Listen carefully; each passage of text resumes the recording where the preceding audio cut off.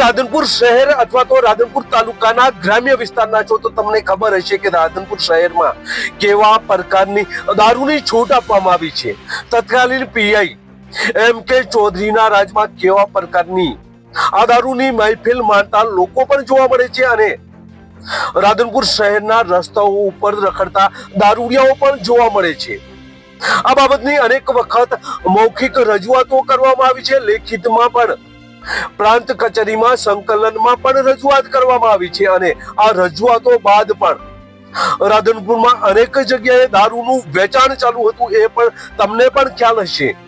અનેક ન્યૂઝના માધ્યમથી આ સમાચારો પણ પ્રસિદ્ધ કરવામાં આવ્યા હતા, છતાં પણ આ દારૂ બંધ થયું નથી। ત્યારે રાધનપુરના નર્મદા ક્વાર્ટરમાં પણ આવી દારૂની બિયરની બોટલો એક ફ્રીજમાં જોવા મળી હતી અને તેનો વિડીયો પણ વાયરલ થયો હતો। ત્યારે હાલ તો નવા પીઆઈ આર.કે. પટેલ આવ્યા છે, ત્યારે હવે કદાચ દારૂ બંધ થાય તો ના નહીં, પરંતુ આ એમ.કે. ચૌધરીના રાજમાં આ દારૂની રેડમછેલ જોવા મળી હતી તેની આજે વાત કરવી છે।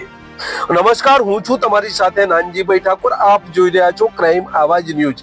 આમ તો એમ.કે. ચૌધરી આવ્યા બાદ ખુલ્લેઆમ હડાઓ ચાલુ થઈ ગયા છે રાધનપુર શહેરમાં। અનેક વિસ્તારમાં તમે જાઓ તમને દારૂ મળી રહેશે। આવી પરિસ્થિતિનું નિર્માણ અહીંયા રાધનપુરમાં જોવા મળ્યું હતું। રાધનપુરમાં અનેક વખત રજૂઆતો કરવામાં આવી છે, અનેક વખત ન્યૂઝના માધ્યમથી સમાચારો પણ પ્રસિદ્ધ કરવામાં આવ્યા છે, છતાં પણ આ દારૂની હાટડીઓ બંધ થઈ નથી। આમ તો ગુજરાતમાં દારૂ બંધી છે અને આ દારૂબંધી માત્ર કાગળ ઉપર છે એવું રાધનપુર શહેરમાં પણ જોવા મળે છે। રાધનપુર શહેરનો એક વિડીયો વાયરલ થયો છે। આ વિડીયો છે નર્મદા ક્વાર્ટરનો અને નર્મદા ક્વાર્ટરમાં એક બિયરનો એક જથ્થો પડ્યો છે ફ્રીજમાં અને આ વિડીયો ઉતારી કોઈ જાગૃત નાગરિકે વાયરલ કર્યો છે। તેઓ આ પ્રથમ વિડીયો જોઈએ, ત્યારબાદ આ દારૂની વાત કરીએ।